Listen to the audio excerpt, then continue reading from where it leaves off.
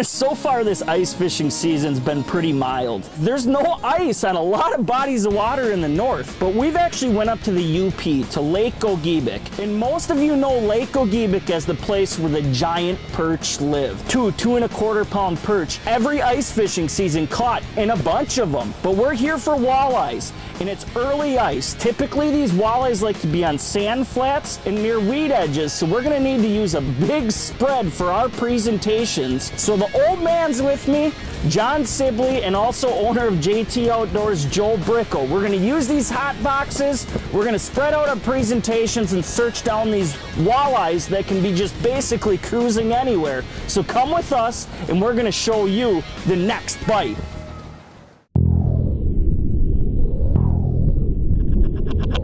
Just looking for the next bite, next bite, next bite, next bite.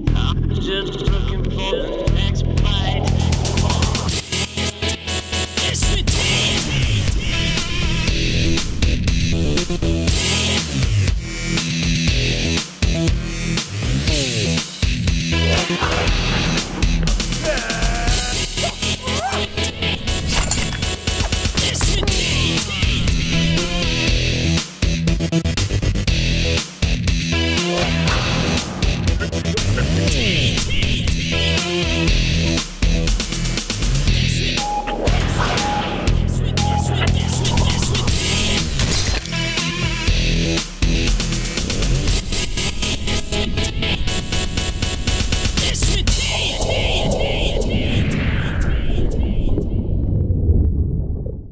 At over 14 miles long, Lake Gogebic is the largest natural lake in the Upper Peninsula of Michigan, with a thriving walleye population which was introduced in the 1900s, in addition to its renowned monster perch. I started running toward it and I showed some super speed there blowing past you. Bonus fish right there. Lake Gogebic offers anglers both a high concentration and many different size classes of walleye. Gogebic is known for a lot of easier sized fish and small fish, but every once in a while you get a really nice one. This is a pretty typical fish. A lot of action though, a lot of fun on early ice. While inland freshwater lakes in areas like northern Wisconsin and the Upper Peninsula of Michigan can hold big walleyes, it's usually a numbers game in landing one. Where do you look for early ice walleyes? Well, each lake's a little bit different, but one of the generalities that you definitely want to check out are any types of large weed beds. These weed beds normally aren't on super steep drop-offs. I really like the ones that have a tapering flat, basically a gradual drop-off coming up into that weed bed. Those are really prime spots because the walleyes will sometimes be in the weeds, kind of wander around in wolf packs, and they're kind of eating in one area, and then they also will go out in the outer parts of the weeds. In this lake, in Lake Gogebic, we've got a big sand flat just outside the weeds, and those fish roam around out there. Sometimes they're eating, sometimes I think they're just resting. So if you have that type of a situation in a lake that you fish, definitely early ice, check out those weed beds. While weed edges can hold higher concentrations of walleyes, it's not the only place to hang your sonar. Oh, there's one on the graph. Especially when those edges are sporadic. Early ice means exactly that, as much of the deeper water is not safe ice yet. There he is. Feels all right. So while there may be fish holding there, the areas that Gary, Chase, Guy, and Joe are targeting are the safely accessible, shallower, frozen sections of the lake. Oh, there we go. Not necessarily the size we're looking for, but they're a lot of fun, and I get to have a little bit of workout with these hot boxes too, running from the shack out here, so it helps everything. Here you go, buddy. He was ready. The next bite is brought to you by Mercury Marine. Go boldly. Tracker Boats. Fish the finest. Bass Pro Shops. Your adventure starts here. Berkeley. Catch more fish. And MotorGuide. Trolling motors engineered for anglers. Closed captioning for the next bite is provided by PowerPole, the ultimate in shallow water anchors.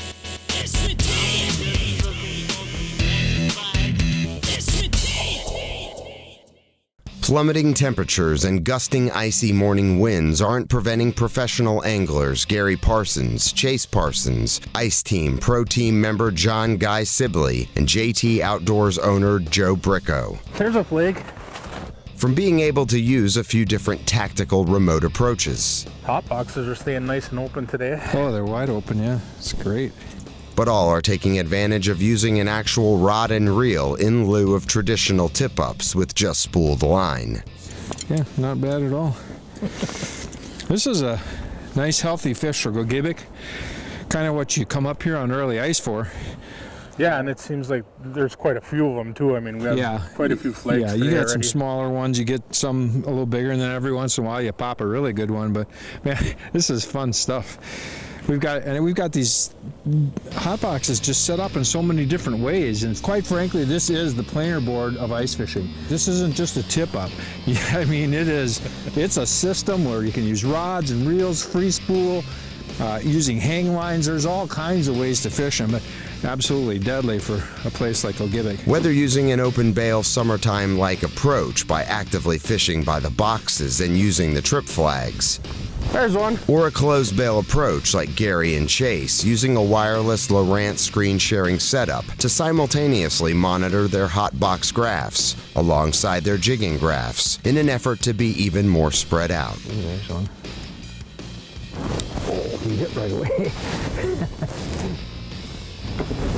Come on, little guy. She's got some violent head shakes, almost like a northern. No, easy, Wally.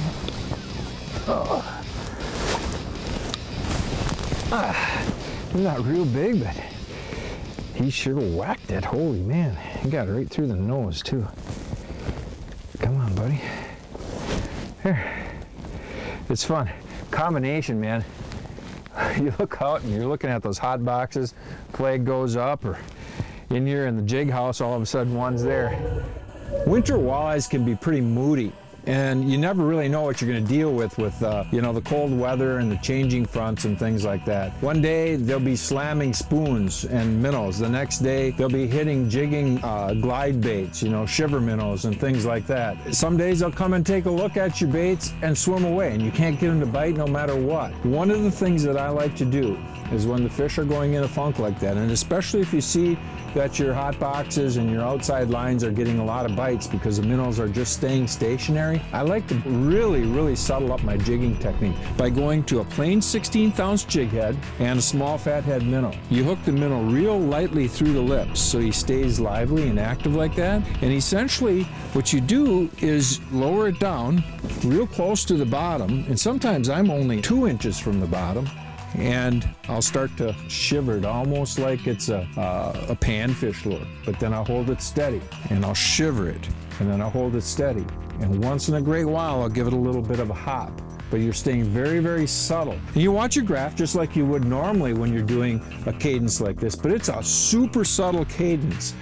It kind of wakes that fat head up and he starts swimming, struggling against the jig, and the fish don't seem to be able to resist that.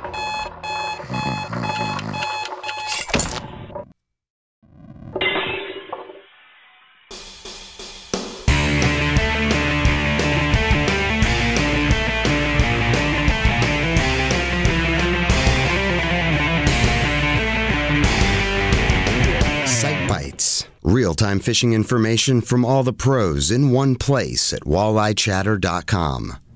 The ZV-21 and its younger brother, the ZV-18, were both designed with rough water in mind. You know, the big, deep V-hulls, just everything about the strakes and the chines below the hulls make the boat a really good rough water running boat. But there's an option that you can put on to make these boats even better. It's called trim tabs, and what trim tabs are simply 2 little tabs in the corners of the boat that go up and down and can actually push the hull of the boat, and more importantly the bow of the boat, different directions, and I'll explain that in a second. What's interesting is that the ZV-18 and the ZV-21 are one of the few transoms that can actually handle trim tabs because it's got a fairly flat design back there in the transom, and there's enough space to actually put the trim tabs in. The first first thing that I like to use trim tabs for is load leveling. So for example, if I've got more people on one side of the boat or the other, or maybe different weight of, me and my passenger or the equipment or whatever, and the boat's leaning a little bit, you can actually just touch one of these buttons and drop the bow a little bit on one side and level it right out. But more importantly, I like to use trim tabs in rough water when I'm going into the waves or with the waves. And in this case, what I'm going to do is push both of the trim tabs down, and that will drive the bow down and make for a better run. Let me explain how. Into the waves, what's happening a lot of times is the bow will get pushed up on one wave, and then you come off of it and slap into the next wave. By pulling that bow down quicker with the trim tabs, it will actually bring the bow down and be ready to cut through that next wave, giving you a little bit softer ride and a quicker ride if you want to in them rough waves. Going with the waves, what happens a lot of times is the boat will hang up on a wave and then come crashing down into the next wave. Again, by bringing down that bow quicker, you can actually follow that wave and give yourself a smoother and a drier ride. Now, be a little careful. When you put both of those trim tabs down and you're driving that bow down, you can actually spear waves because you are pushing that, literally pushing it down. So you're gonna have to spend a little bit of time practicing with trim tabs, but once you get it down, you're gonna have a great dry ride. So between the load leveling, the rough water ability, whether it's a side wave, an oncoming wave, or a following wave, trim tabs make these ZV boats that much better in rough water. While wanting to explore as much of the sand flats and weed beds as possible, not all of the ice is safe yet this time of year. In fact, many areas aren't completely frozen over yet, and even those that are still require keeping the appropriate preparation in mind for being safe on Lake Gogebic or any other early ice time body of water. Usually we get like 230 inches of snow, so having the right equipment is key for your success on this body of water. This is Lake Gogebic. I have a machine here with super wide skis on it, big long paddle track for powering me through the slush, flotation with the skis. On the back here, I have an X1. A lot of times I'll like to fish in front of clients, so I'll just hop off and fish for a little bit and then throw it back on. I'm dragging a couple of X2s behind with hitches. When I get out to a certain spot, I'll unhook one and usually buzz one out. The conditions here, you guys got to remember, are brutal. There's slush up to your knees, so I'll buzz out, drop a shack, run back, hook onto another one, get it out there. So you just have to be aware of your situation on this lake. I do have a nebulous on here. It's a floating device that if a machine ever did go through, you'd be able to, that deploys, it'll hold your sled up, plus you can get in that as a raft. So being prepared on Gogebic for the harsh conditions that we have will help you in the long run. Having shifted their attention from the large weed bed to a sand flat, Chase Parsons and Joe Bricko definitely got our bases covered. Oh, we got a flag right here, man.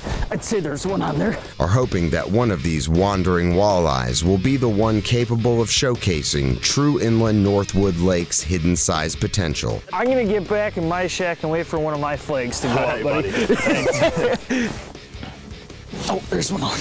He's got himself hung too. Of course, having non-stop action when the fish are naturally so spread out this time of the year is never a bad thing either. He ain't real big, but he was hanging there. I saw him hit the graph, and nice walleye. A decent little walleye, chunky. Not very long, but that one was really pretty cool. I was sitting in the shack, and I saw it just streak up to the jig, and I saw it just hang itself, so I had to get out here, and nice fish. We're gonna let this one go and make a good meal, but not today. Here we go, buddy. Oh yeah. We're fishing on Lake Gogebic, basically on a big sand flat. And one of the things that you want to do is make sure that you have your lines spread out all over the place. Very much like planer board trolling in open water. And we have these hot boxes spread out, basically can run 3 per person.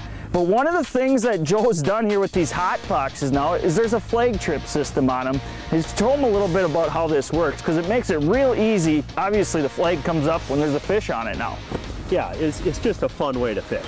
So with this, the line drops into the slot and you can set this ultra subtle. I mean, it's a hair trigger. Yep. And basically the line pulls and the flag trips. Now you got the flag indication, you come over and grab the rod and you're fighting a fish on a rod and a reel. Now this rod, this is a customized dead stick that we've built. We spent a lot of time dialing in this action. So with this system, the flag goes off and we're using this with the bail closed, and that light action, the fish just basically hang themselves. You get time to get to it and fight that fish. You can also run this with the bail open. And we're doing that this weekend too. So then the fish is just pulling the line, you come over, you're feeding them line, kind of like you would in the summer. Yeah, exactly. You reel down to them, you set the hook, and it's game on. We're catching a lot of fish, and also I like to use this and sometimes too as a targeted jigging station. I'll bring my LOWRANCE unit right out, and I'll actually watch those fish come in on the graph, and then, like you said, you're catching the fish with the rods, makes it a lot of fun, but you're also covering all this water while keeping these holes free of ice with this hot box. It's a pretty sweet system. The next bite is brought to you by Mercury Marine. Go boldly. Tracker Boats. Fish the finest. Bass Pro Shops. Your adventure starts here. Berkeley. Catch more fish. Mustad. Stay sharper longer. LOWRANCE. Find, navigate, dominate. MotorGuide trolling motors engineered for anglers. Strike King. Legacy of domination for 50 years. And Power Pole. Swift, silent, secure.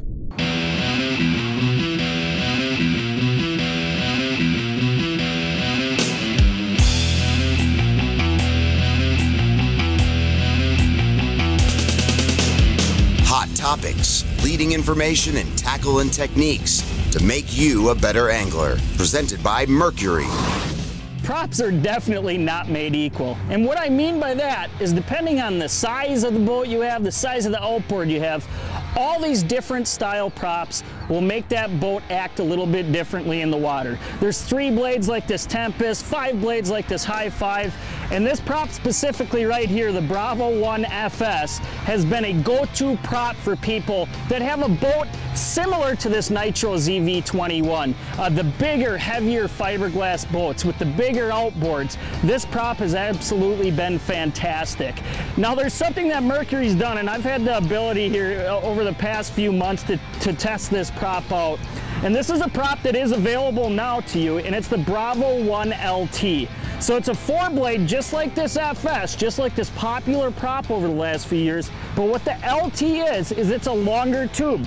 The first thing you'll notice is the tube's longer, but it has a big flare at the end. Okay, now what that flare does, and what it's done for my boat and how my hull performs, is it basically will make the boat run a little bit flatter. What I'm talking about is the lift is what's key in top end. And this prop will lift actually just as much as this FS, and I was able to go up a half a pitch and run roughly the same RPMs because it seems to lift just as much. This is a 22.5 pitch, but that tube, that flare on the end, what it does is it keeps that bow down. Okay, so I'm getting top end speed with that lift, but in rough water, Lake Erie, Green Bay, all these different huge bodies of water, you don't want that bow to be bouncing when you're getting that good lift. You want it to run solid and flat.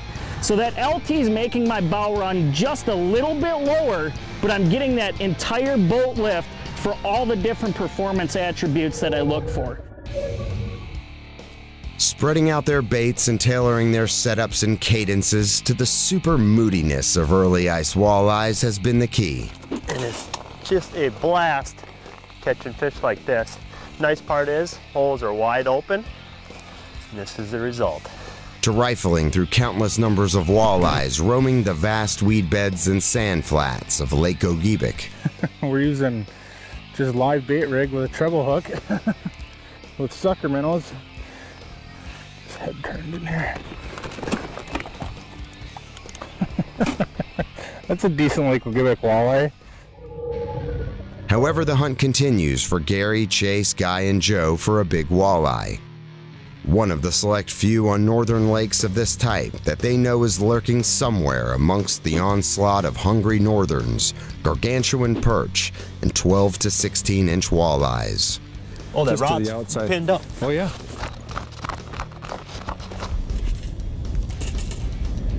Is that a good fish, Joe? Yep, this feels like a solid fish. Pretty good? Yep, this is a solid fish here. Well, he looks like a good fish with the bend on your rod. If this is the right kind of fish, this is going to be a good one. Oh, Joe, it's a walleye. It's a big one, too. Nice Get big set in. walleye. I mean, I'm talking big walleye. Oh, man. Yep, pop that harbor. Oh, baby! Look at this fish! I looked over and the rod was just absolutely picked. Okay, so we're using this system with the LOWRANCE unit, so we're watching the graph remotely. Yeah, we're supposed to be watching the graph. We're supposed to see the fish come in. Barry and I were chatting. We weren't exactly paying attention. I look over and the rod is just absolutely picked. So just great. I come over and I picked it up. I knew right away it was a big fish. Yeah, I mean, your rod was doubled over, and I know what that rod's like, so I came over to give you a hand. Yeah. Oh, I'm gonna get him unhooked. Gogebic fish there. Oh, that's a nice one, boy. Let me get that pliers. Here you go, Joe. I'll hold the. Here you go. He was not coming up. No. All right. That's what we're talking about. You catch little ones, little ones, little ones, little ones, and all of a sudden, boom, you get a beauty like this. That's awesome. Well, we're gonna let this one go, you know. Whoa. Right there, get your nose in there. Woo. Oh, that's it, right? Nice job, buddy. Woo. Yeah, we both just happen to be standing right here. It doesn't get much better. Yeah, I wonder. As soon as I came up and saw that you had a big fish, I hit the cursor. Okay. Let's see what we might have missed. Hand back and see a submarine come. Oh, look at that. Look at that, Joe. Right there, it was the jig. Here comes Mama. The sound coming up on the unit. Yeah. Oh, that's fun.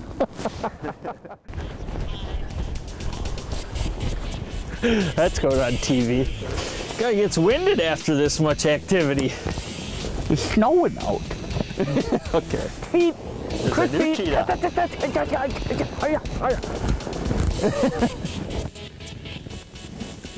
Walleyes that are... Ready? It is. Are you talking in third person now? First day on the job. Yeah. The Next Bite would like to thank Guy Sibley's Fish with Guy guide service and the Timbers Resort on Lake Gogebic. For more information on Fishing with Guy on Lake Gogebic, visit fishwithguy.com. And for more information on the Timbers Resort, visit thetimbersresort.com.